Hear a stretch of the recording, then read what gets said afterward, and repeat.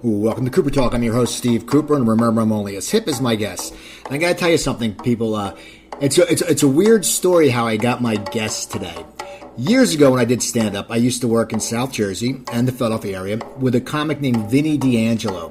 And Vinny was a guy that he had these like a Dutch boy haircut, but it was dark black hair and a beard. And I swear to God, if he had shaved his beard, I still think he would have looked like a little kid. He just had this appearance. And he used to always go on stage with a cell phone, but it was when cell phones were really big.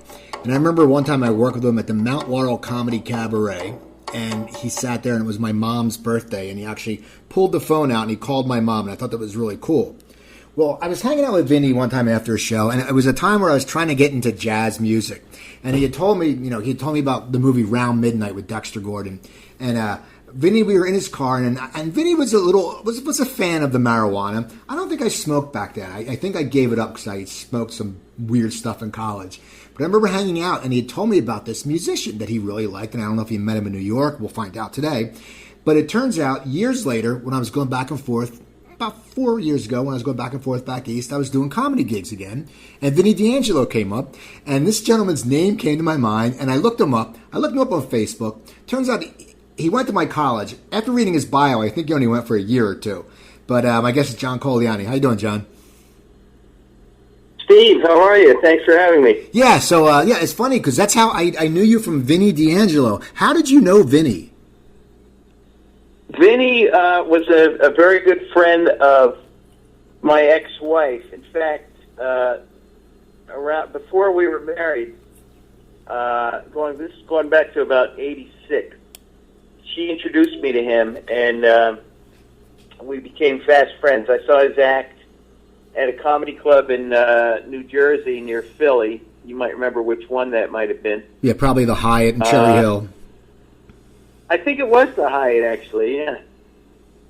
And there was a comic named Wid, W-I-D. Yeah, the legendary Wid. Right, he was on the bill, and he was sort of...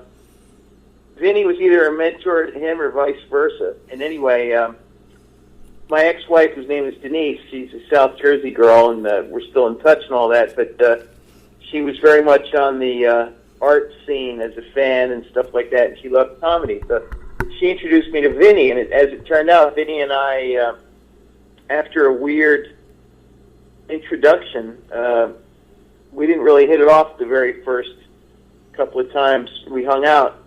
We found so much common ground and shared sense of humor and things like that we became great friends after a while. And then as it turned out, we had more mutual friends, I found out over time. And I was very sad to hear that he had passed away.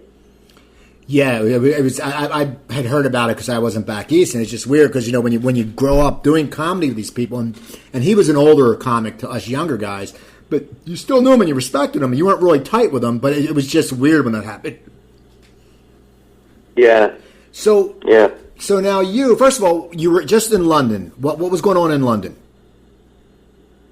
London. I was in the UK, not just London, but kind of all over England, for 3 weeks of gigs. I was doing some small jazz festivals, concerts, and residency at a jazz club in London. And I frequently play overseas, as do most jazz players who are somewhat established.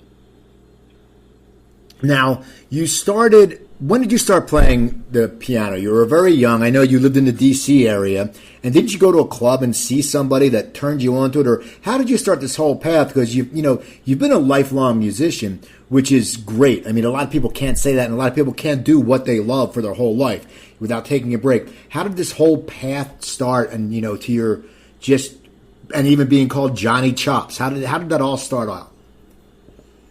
Yeah, a good question. The very beginning of my musical journey up to now seems like the very beginning is a moment ago, less than a moment ago. But as a preteen, I discovered my parents' record collection, as did a lot of kids who've gone into jazz and Broadway and big band music and all related genres. And that was in the 70s.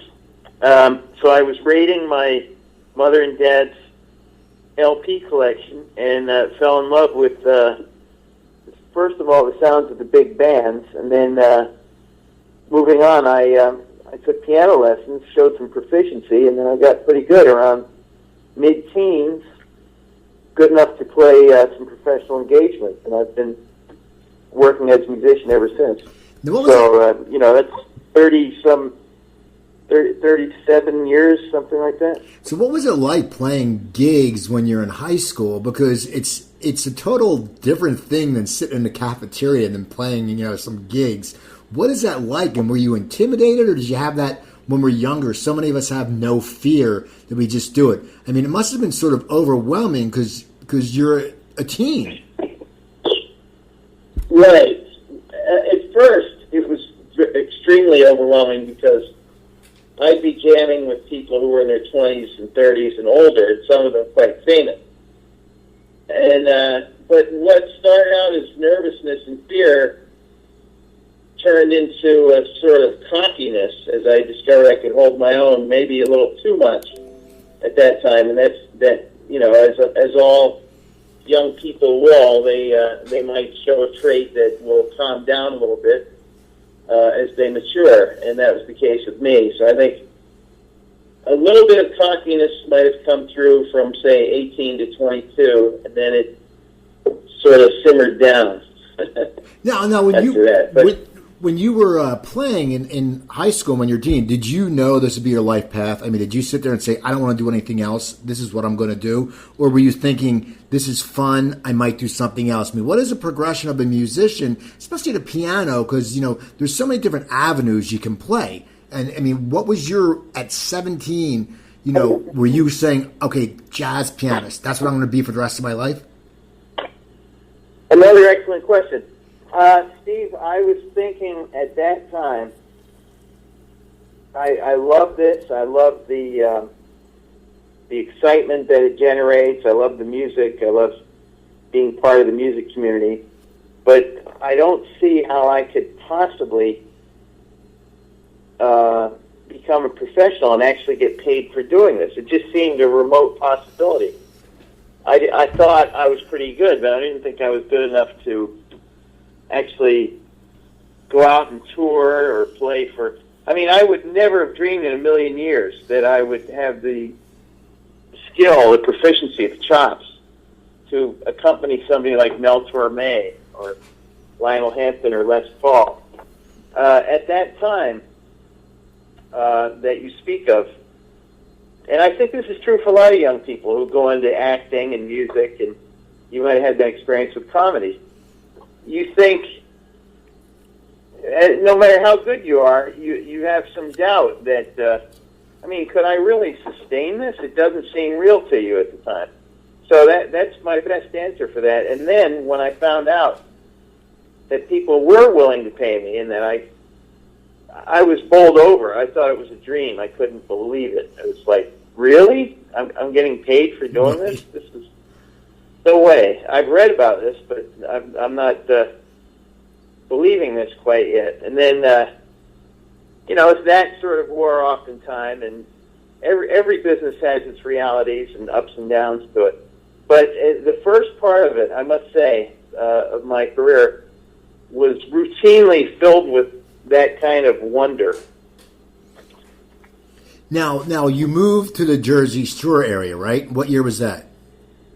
Yeah, that was around. I was still in high school. It was around 1980. But so you were playing gigs already in the D.C. area, but then you moved. Now was that something where could you go back to D.C. and do those gigs, or was that when you said, okay, I'm leaving D.C. for now and I got to focus elsewhere? No, I was so young then that the gigs I was doing were, like once every month or two as sort of like a grand event. It wasn't a work-a-day situation. So when I moved to Atlantic City with my folks, I was adopted into the music scene there by older mentoring musicians and entertainers in the same way that I had been sort of welcomed into that scene in Washington. So it was just moving one experience to the other. And then eventually I got quite busy with it, and I met Lionel Hampton backstage at the Golden Nugget. The Golden Nugget became the Hilton, and then it became, what did it become after that? I don't know. You know, it's funny. I remember when the Golden Nugget first opened. It was a big thing. I remember when the casinos were first opening in Atlantic City, and it was so weird for, because I grew up going to Atlantic City as a kid when it was safe, and then it got bad, and then it was the casinos opened. So it was really weird when you say the Golden Nugget, because I remember when that opened. Yeah, right. So this would be shortly after that. It was 1981, and I was 17, and I had no business being there because I was too young. But I went past security, and it was New Year's Eve, going into 1982. And I barged in, I put a suit on, and I went backstage. I was hanging out with musicians in Lionel Hampton's orchestra. I worked my way over to him, and I said, "Hey, Hamp, I heard you're looking for a piano player." And I had no idea if he was looking for a piano player or not. I was just the hubris of youth, And it just so happened that he was. And it happened that one of the guys in the band, Paul Jeffrey, a sax player, who also worked with Thelonious Monk and Charles Mingus, had been trying to recruit me to go to music school at Rutgers, where he was a jazz professor. So he was playing in the orchestra. So he saw me there, and he said, "Hey, Lionel, this kid, I've been trying to get him into my music program. He's really a good player." So Hampton looked at me, and he invited me to his apartment for an audition in New York City. And a few days later, I went up and got the gig. And that's what really started my career. Before you know it, I was on the road as a teenager, touring all over the United States, France, Italy, Germany, Belgium, Holland, Japan. And making, I think I made about $60,000 a year in 82, 83, and 84, and that was a lot of money back then, especially for a kid. Oh, yeah, especially for your age. It was great, and I had the time of my life, as you can imagine, on the road, and good habits, bad habits, everything. I developed a lot as a musician, as a man, and along with this, I snuck in a few semesters in Stockton, but when did didn't you last too long. What years did you go there? Because I graduated in 86. That would be. I had gone there. Let's say I don't know. I guess 82, 83, taking a couple of months off from the road, but I only took 7 or 8 courses, and I wasn't serious about it. Why did you even go? But, why'd you go? You had this great career going. I wanted to sort of recharge my brain because I had gone to a prep school, and I was used to a rigorous academic agenda, and I felt I was getting a little lazy in the brainwave department, so I signed up for some courses. And that's it. But it was interrupted. The gigs took priority, and I ended up not really. I kind of ditched before I even started. So my career at Stockton was extremely short, and in a couple of strange little intervals. Well, you should play a gig at Stockton. They should have you. I should interview you live at Stockton. That's what they should have us come. That's a good idea. They should have us come down there. Now, what were you learning? I mean, I'm thinking about the fascination of being this young age and you playing piano. And I've learned so much from different actors and writers and musicians on this show that a lot of times the chances happen when, you're at the right place at the right time. Like you asked Lionel Hampton and this guy knew you. What were you learning on the road? I mean, just watching these masters play, were you sucking it up every night and just thinking, man, this is like better than any music school because I'm playing around the world? Yeah, it was actually. It was like a roving university. And the tour bus was the campus, and we'd go from town to town, staying in sometimes a beautiful hotel, sometimes a more adventurous setting. Sometimes in those days, English wasn't as widely spoken globally, and we'd be playing sometimes in a remote part of Spain or France, and it could seem quite far away in third world even compared to today. And then that was balanced out by playing, fabulous, hugely attended gigs in Amsterdam and Paris, Rome, London, you name it, Tokyo. And how could you not learn a lot? I guess I was the youngest guy in the band at all times. We used to have guys sit in with our band like Freddie Hubbard, Dizzy Gillespie, Clark Terry, and we would play in the ruins of Nice, where they have a jazz festival every year in the Côte d'Azur, which means the blue coast, the southern part of France, close to Italy. Nice, France, where that terrible incident took place recently. Right. This is just an example, but we were playing outdoors in Roman ruins for 15,000 people at a time who paid top dollar to see us in this incredible setting. And then we'd go to places like Avignon and Nîmes and Carcassonne and all this stuff. So, and then we go to the northern part of the country, and then we go to another country. So it was a lot of zigzagging, making new friends all the time, learning the rules of the road, basically. As a comedian, you can relate to that, I'm sure. Oh yeah, but, it was when I used to travel, it was you have to adapt to wherever you were. People get some jokes somewhere, and some places they don't. Exactly right. So you right. Now, how long did you play with Lionel for? And then were you starting to write your own music? And when did that start happening? Right. So I was with him for 3 full years, and then early in 1985, I struck out on my own, and 2 very good things happened around then. I got signed up by Concord Records, which is a major jazz label. It's part of Verve Records. And Concord is the parent company for Blue Note Records, and quite a big deal. And in those days, it was similarly, if not even bigger than it is now. So I got signed for a recording with them, and at the same time, I entered the Thelonious Monk competition, which was held in D.C., and it was an international piano competition from all over the world. And I won the $5,000 cash prize in that, which helped to boost my name a little more and stuff. And then a short time after that, I got a call from Mel Torme telling me that he had been listening to my music. This is you'll like this part. Now, the recording I made at Concord Records, we made it at the MGM recording studio in the MGM building in Manhattan on 7th Avenue. And it was called Penny Lane Studios. It was owned by one of the Beatles. That's not there anymore. But that's where they recorded. So I recorded my album there, and it came out, and it was well received. But around this time, I had a gig with Woody Allen, the great movie director, actor. I read that. He plays the clarinet. Yes, you played at true. Michael's. So let me tell you all about that. Yeah, I want to hear this.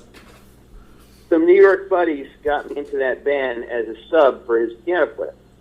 So I did that gig for a few weeks, and the owner of the club, Michael's Pub, 55th Street between 2nd and 3rd Avenues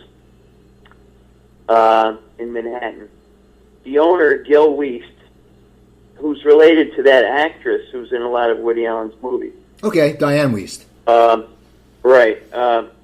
He took a shine to me. He liked my music a lot. And in those days, it was LP and cassette, and I think he had a cassette. And what he did with it was he would play it between sets on his... So, who happened to be playing at his club for a month? Mel Torme. So Mel Torme is hearing this music over and over again. He was knocked out by it, which is, extremely flattering. And he called me up and he said, "Kid, this is Mel Term from Beverly Hills. I heard your album on Concord when I was at Michael's Pub. I know you played there with Woody. Loved it. I'd like to offer you the piano position in my trio. It's not available right now, but I will call you." And sure enough, in about 2 years or so, he called me and I joined him on the road.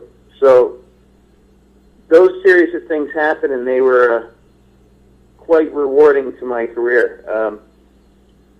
To sort of answer your question, and that's when I got more involved in writing my own music and my own compositions and arrangements and things, when I became more of a solo performer after leaving Mr. Hanson's big band. Now, how do you go, because you didn't go to music school, so how do you go to writing music?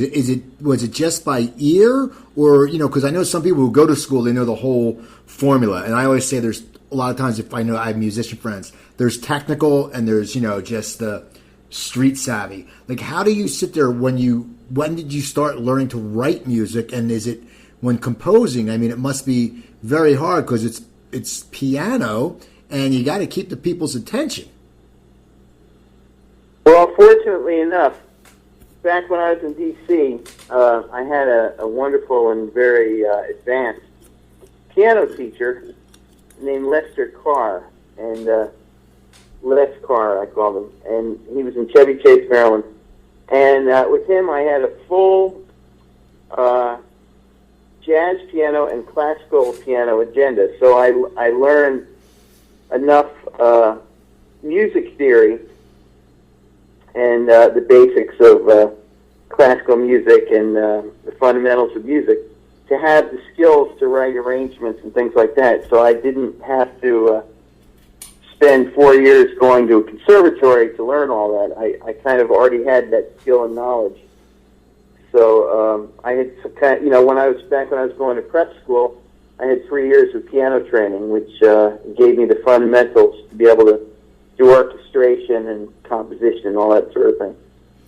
So you go out and you start putting your own, you're going solo. What's that like psychologically? Just because the fact that you've played in these, with Lionel Hampton and Mel Torme, who are big names, and you're going to play, like you said, the places you played in Europe were amazing. Were you ready for it was going to be different for the crowds and the drawing, but what were you expecting when you went solo? Were you sitting there going, okay, it's going to take a while till I get popular, or do you think you're going to hit it right out of the gate? No, it's a very daunting thing because having never achieved that level of fame and stardom of guys like, Lionel Hampton, Woody Allen, Mel Torme, Les Paul, I still wonder to this day how I'm going to be received by an audience. I must say that, I've had a lot of wonderful reception, particularly overseas. People attending my gigs, whether I'm leading a big band or I'm playing in a trio or doing a solo piano concert. But there have been times when, as with any performer, you feel insecure because it's all about you. It's your identity. It's your choice of material. It's your presentation. You might have one day that's better than another.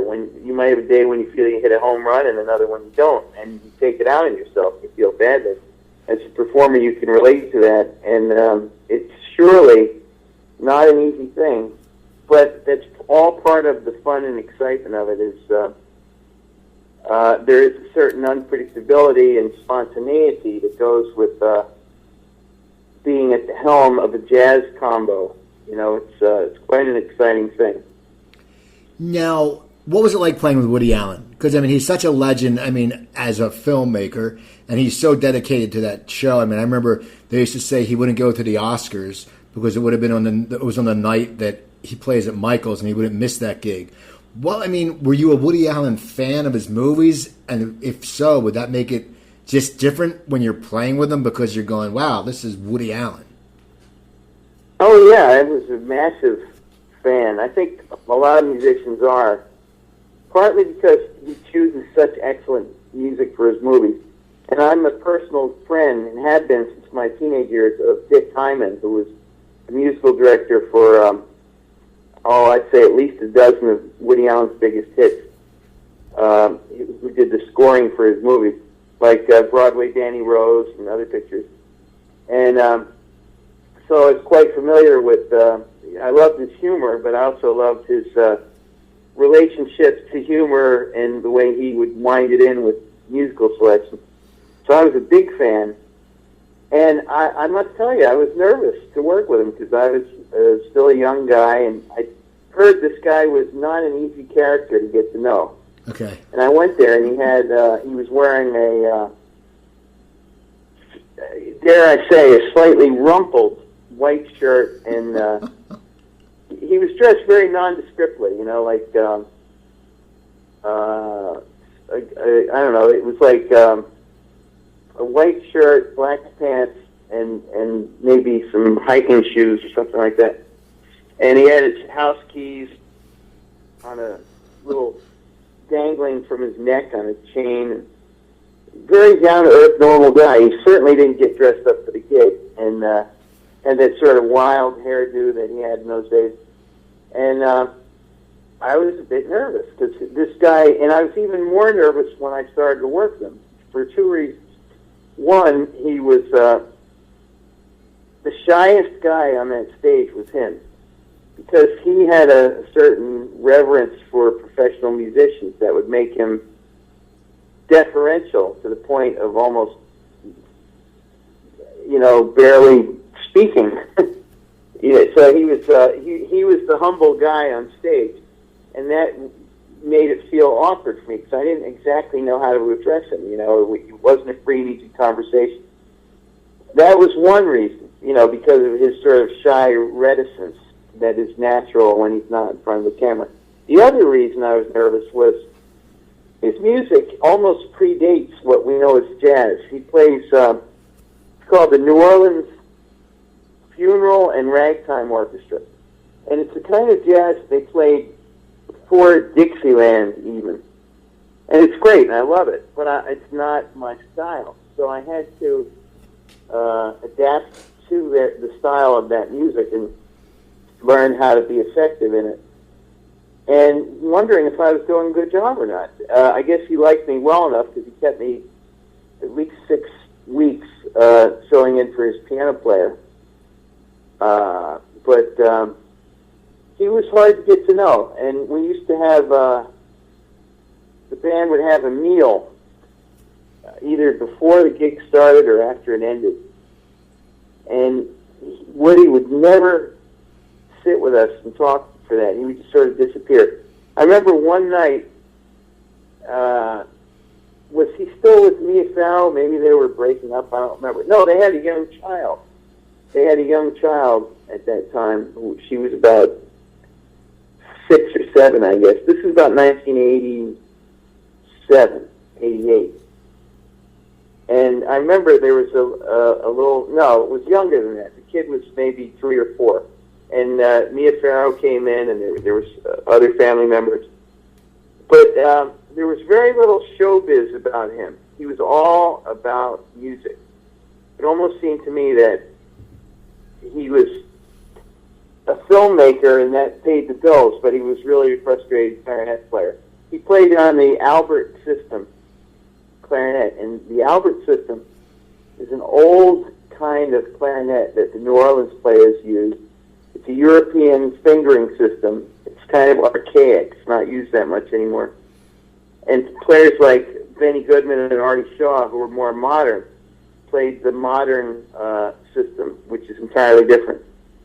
So Woody was a fascinating individual, but not approachable. He wasn't unkind or ungracious. He was always very complimentary. In fact, it meant a lot to me. He said, I love the way you play, and please come back and say hello anytime. So I only have good things to say about him. And also, despite what you may have heard, he's an excellent clarinet player in that style. Very convincing portrayer of the sort of pre-Dixieland New Orleans music. So all big thumbs up on everything I did with Woody Allen the brief time I had with him. See, that's very experienced. That's good to hear. So now, what was it like touring with Tarmay? Because he's a big name too. I mean, it's like, what is it like when you go into a place where you know people are there to see this person, and you know that you're going to have a pretty good set because they're there to see it. And that must just be a good feeling when you walk in. It must be a little easy if you have any pre-stage jitters, because he can sing a song they like and the crowd's going to be into it. Yeah, the pressure's off in that way.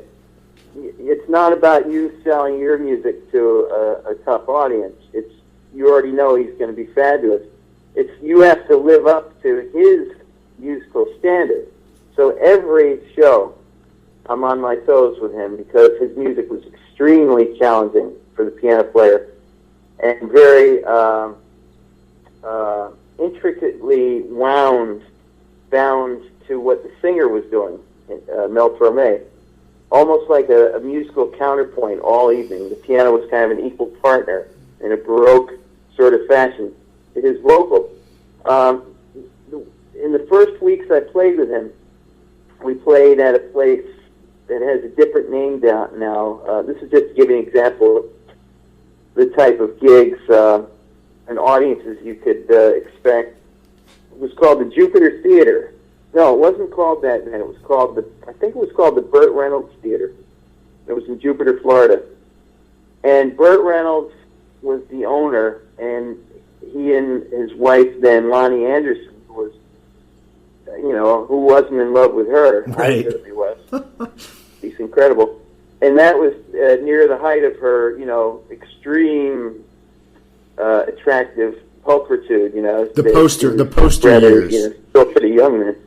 Yeah, she had the poster. So they're sitting in the front row there watching us, and Burt Reynolds was the owner, part owner, but they were using his name in the theater marquee, and Burt Reynolds is a big, passionate jazz fan, so I felt very conscious that, here's this beautiful lady that I've loved on TV for years, and Burt Reynolds, one of my favorite actors, who is a huge jazz fan. I mean, I wanted to really be my best for them.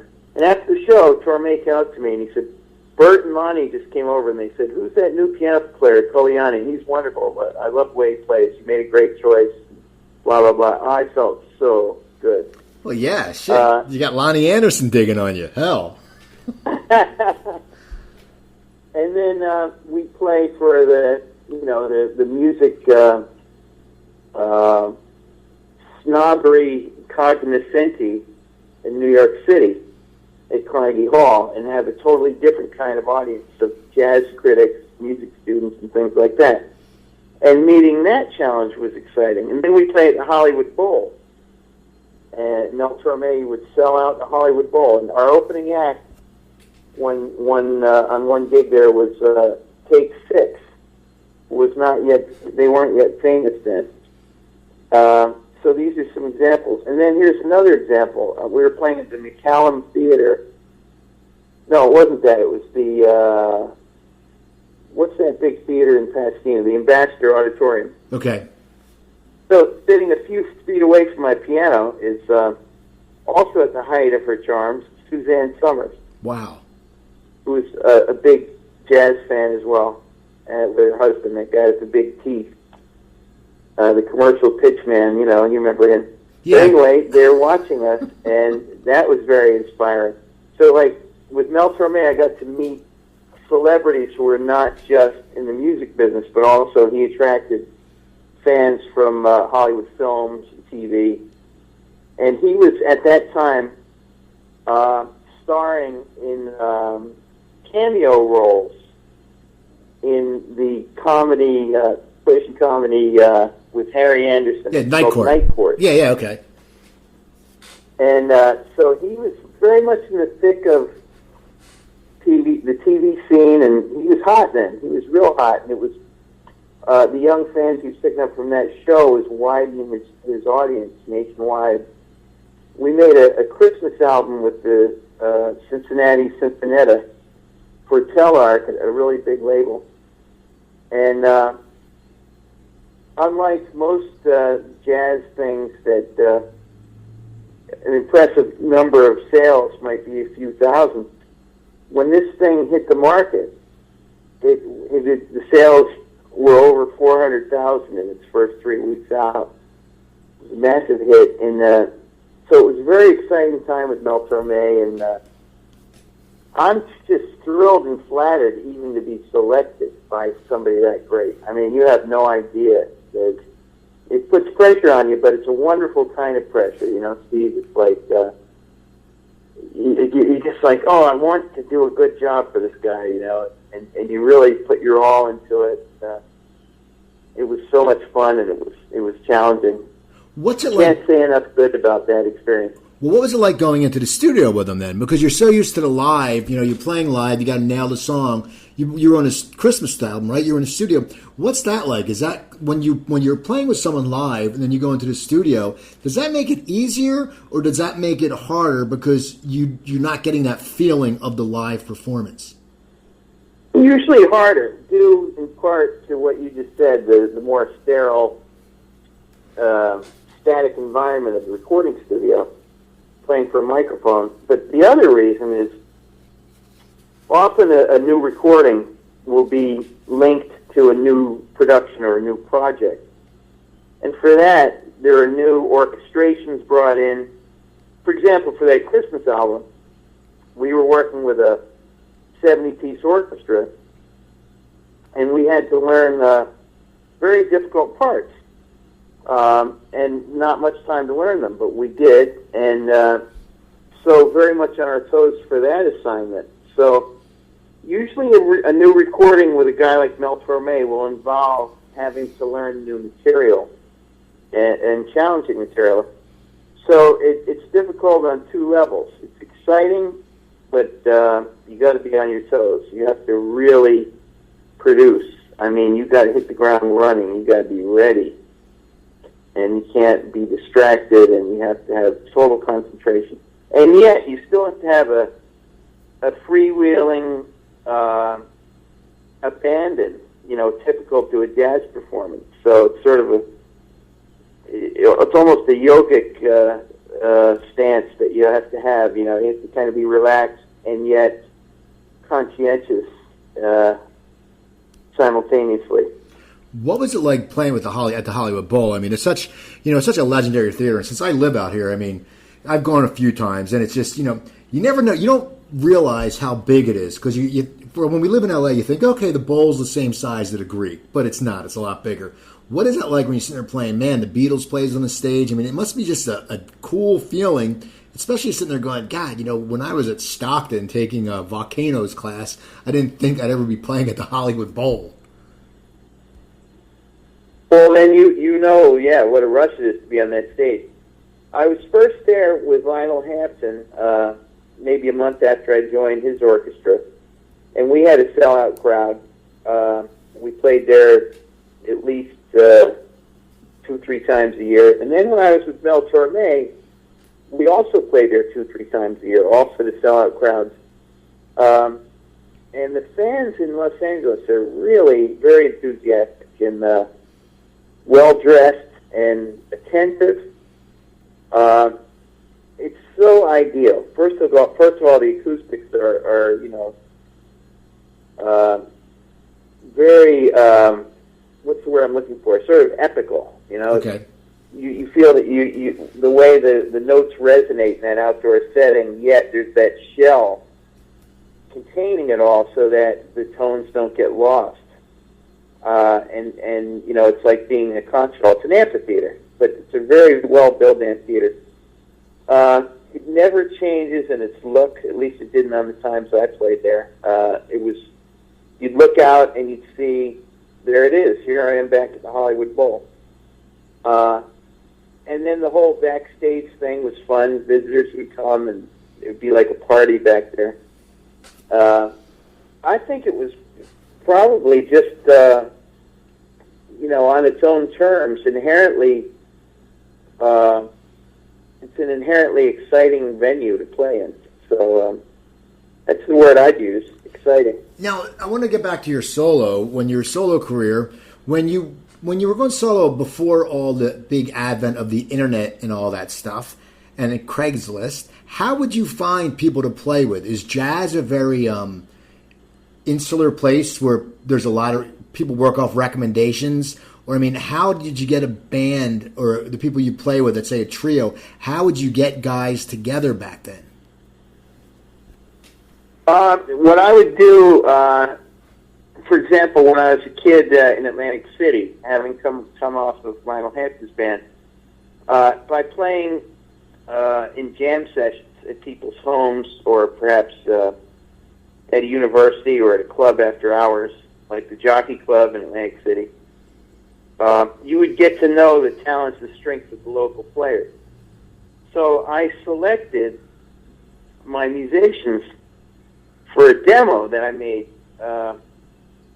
while I was, living there, and that demo opened a lot of doors for me. But I found the guys on my demo and the guys to work with me in my career at that time when I was doing headline gigs on my own by process of elimination, by playing in jam situations, and then finally inviting them to play with me on a more formal basis. So we would rehearse at my parents' house. I had a beautiful piano and a great place to play, and grow the bond of musicianship between us, cohesiveness and togetherness and tightness as a band, and generate a bit of a style. So that's kind of how that process works. Now, the other side of that coin is there are times when you might want to work with a more famous musician that you've always dreamed of working with that you particularly like. There was a bass player I liked who had worked in Duke Ellington's orchestra. And I summoned my courage and I said, I'm going to be playing for 2 weeks at the Knickerbocker in New York City. And I'd be thrilled and honored if you would play with me. I'll send you a tape of my playing so you can check me out. And he was agreeable, listened to my music, and said, yeah, I'd love to play with you. So that's another way, is to kind of tap an elder, that you've admired for a while on the shoulder and say, excuse me, sir, would you do me the honor, And so there are different ways and different levels. It also depends on the purpose of the performance or recording that you're part of. Like you might have a special show or a recording session where you need a certain type of musician. But in finding musicians for my own band, they would usually be found through basically the process of jamming with people. Okay. Now, this is going to sound like a stupid question to you, but to me, I've always just wondered. I know, like, when musicians travel, a bassist, he takes his bass, a guitarist takes his guitar. Are you always playing on a different piano each night, or how does that work? Or do they take your piano? Because it's not like, even like a drum set, you can put up and put down. A piano is freaking heavy. How does that work? Like, when you're on tour, do they have pianos, and how do you acclimate? If that is what happens, how do you acclimate to a different piano every night? Very good question. Today, more and more, you're seeing digital pianos, electronic instruments. However, if you're playing at any jazz festival, jazz club, or jazz venue that has any kind of stature, it's understood that there'll be an excellent grand piano in good shape there. And usually, when there's a contract, which is, in my case, about 60% of the time, between me and the venue where I'm playing, it will stipulate that I have to have, a top name piano to play on, a Baldwin, a Steinway, a Bosendorf, or whatever it is, and it has to be tuned. Having said that, I have encountered situations where I've had to play on lousy, terrible, bad pianos, and that drives some piano players absolutely berserk. I kind of just roll with it and do the best I can with what I'm given. But usually I'm given a very nice, very professional instrument to play on. And, usually a university, a concert hall, a jazz club, they all have this piece of equipment on their stage, a grand piano that is tuned and maintained regularly. That's good, because I would hate to see the roadies having to push one in, and just transporting it would suck. Well, if you get to be an endorser, Oscar Peterson, the great Canadian jazz pianist, he used to have an endorsement with Bosendorfer, and a Bosendorfer piano cost around $500,000. And Bosendorfer would ship and fly a massively long, like a 9-foot Bosendorfer, to every gig that Oscar Peterson would play on tour. Such was his deal. Now that would be even better than, sort of wondering what you're going to play every night. But it is sort of fun to encounter all these new instruments, even though it's sometimes a bit of an uneven experience. Right. So now, how'd you get the nickname Johnny Chops? Well, okay. Chops over the years. Chops is a funny term. Like a lot of terms that are now in American vernacular, like cool and like jamming and terminology for slang, basically. You wouldn't be so surprised, but a lot of people might. No, because like in comedy, you would know. Yeah, because in comedy, if we say in comedy, right. If someone's good, they got the chops. Exactly. So a lot of these terms started out in the jazz world, black music, the big band era, stuff like that. And chops was one of those terms. Chops is really an informal name for technique. And technique, in classical music, technique means a lot of things. But in jazz, it means the ability to play accurately, fast, and smooth, and with a lot of dexterity. So when you have chops, it means, you can basically play your ass off, pardon the expression. You can play fast, you can play with speed, you can play with power, you can play with agility. And it's a flattering term. So some people, started to call me Chops based on the fact that I was kind of a speedy player. And I've never turned away that, because that's a compliment wrapped in a nickname. So that kind of turned into Johnny Chops. Hey, Johnny Chops, what's happening? So a lot of people call me either Johnny Chops or just Chops. And I love that. How could I not love it? See, that's a killer nickname, and you're right. Someone from not in the entertainment world, because it's so funny, and you're right, how there is different slangs. Like we also, when I don't really do comedy anymore, but when I did comedy, if someone wasn't a comedian, or if they're not into the entertainment world, we'd call them civilians. And chops was always a word that it's always like, yeah, that dude's got chops. It's a compliment, but people who aren't in the entertainment area probably are like, what does chops mean? Yeah, exactly. Now, how so did we're in that arcane. We have that kind of arcane knowledge of the source of these slang words, which is very cool. All those words, hip. On the other day, I saw a car commercial, and the narrator, thinking he's the coolest guy on earth, used this phrase, chump change. And that's something that I guess America discovered that phrase recently, and it came into wide use. But I used to hear musicians use that like in the 70s, and they'd be like, "Oh man, the gig paid chump change," and like nobody else. If you didn't know that slang, you wouldn't know what the hell they were talking about, And, right? and now it's like teenage girls are using 70 and 80-year-old slang that musicians used in 1937, and it's like still on the cutting edge of slang vernacular. It's really quite funny. Well, because jazz musicians are cool. We know that. They're always hip. They're hip cats, man. That's the way it was. So now, hey, man, comedians are extra cool. I consider comedians to be a parallel art form to jazz. You look at comics like Richard Pryor, Lenny Bruce, George Carlin. They are so involved in jazz. A great comedian just passed away, Jack Riley, who was he played Mr. Carlin on Bob Newhart, and he was on Rugrats as Stu Pickles. And he was a funny guy. He was a comedic actor. He had thousands of jazz LPs, and he was a huge jazz piano fan. I think these two performing arts go together, comedy and jazz. A place I used to play a lot, Steve, that you may have played, was the Village Gate. I played there once. once. The Village Gate was a testing ground, a breeding ground, a place to introduce new acts in what?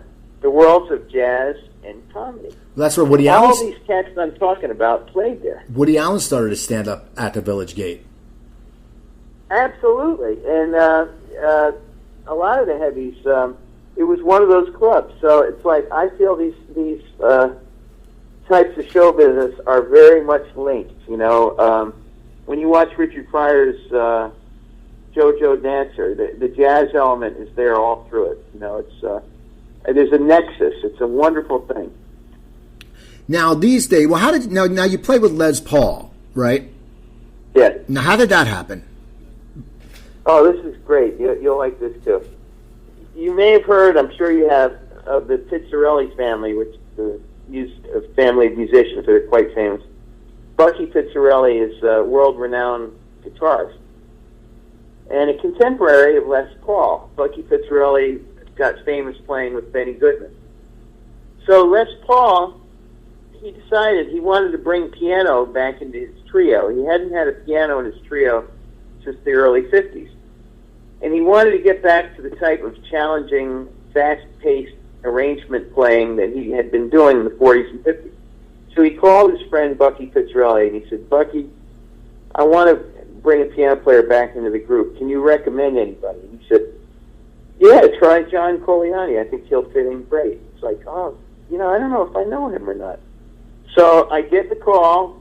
Pizzarelli's bass player friend, Jerry Bruno, he called me and he said, hey, Chops, get your butt over to the Iridium. Les Paul wants you to try out for his band. Bucky recommend you. So once again, I'm like, wow. Right. So I wore a sharp suit. I went there. I get there on stage. They're all in shirt sleeves. Les Paul was very informal on stage in later years. But he said, okay, welcome, sit down. He featured me.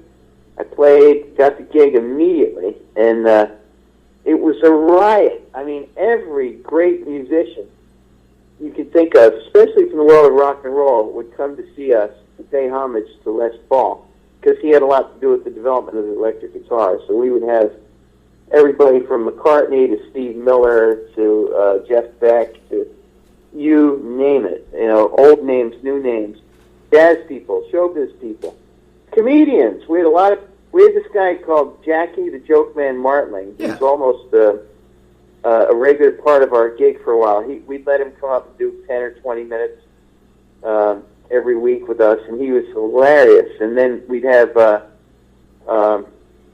just untold, you know, movie stars, everybody. It was the hottest ticket in town, Steve, and it was on a Monday night. This 90-year-old man is up on stage playing guitar with his trio, and there would be a block, mostly of young people, a line going a block or more to get in. We had to turn people away, and 2 shows filled every Monday. And then we would hit the road sometimes. We played at Carnegie Hall. We did the Jazz Festival at Carnegie Hall once, which was the Newport Jazz Festival, JBC Jazz Festival. And on that gig, we had like every on the same stage, we had Stanley Jordan, we had Steve Miller, we had I'm not thinking of the names now, but all these big names from rock and roll and pop music. So it was like this all the time, you know, one after another. Amazing. Steve Lukather, Neil Schon, you know, the guys from Journey and all these bands, and the guys from Led Zeppelin, for example. Wow. Robert Plant and Jimmy Page used to come and hang out at our gig. Who's the guy with the long, Edgar Winter? Okay. Edgar Winter, he was on that gig at Carnegie Hall. The Trucks, Derek Trucks from Allman Brothers, you know, on and on and on, you know, it's like this litany of celebrities. Joe Satriani, and from all different worlds of that. And then we'd have great jazz guitarists coming to sit in with us too.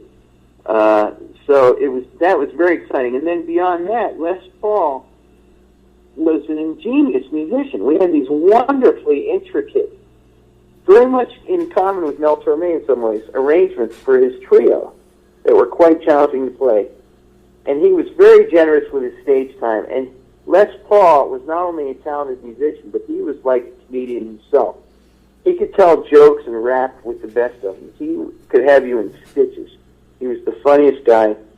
It was an amazing gig, and I stayed with him until his death in 2009.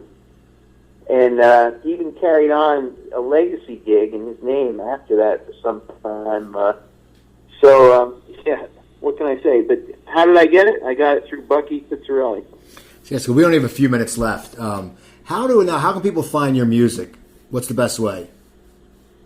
Right, okay. Right now I'm signed with a label.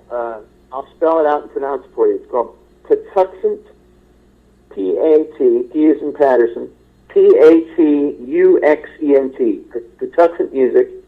It's a Washington, D.C. label, and they have 3 of my latest releases out. Other than that, you can find me on Amazon or YouTube. You can see loads of clips of me playing live gigs with loads of different performers. Pretty much just put my name in the bar, and click, and all kinds of pictures and videos and everything will come up. Just do a Google search of John Coliani. You'll pretty much see albums for sale from Concord Records, Patuxent Records, things I did with Lionel Hampton, Les Paul. So you can't miss. And people, you spell his name Colianni, which you changed. You took an A out of.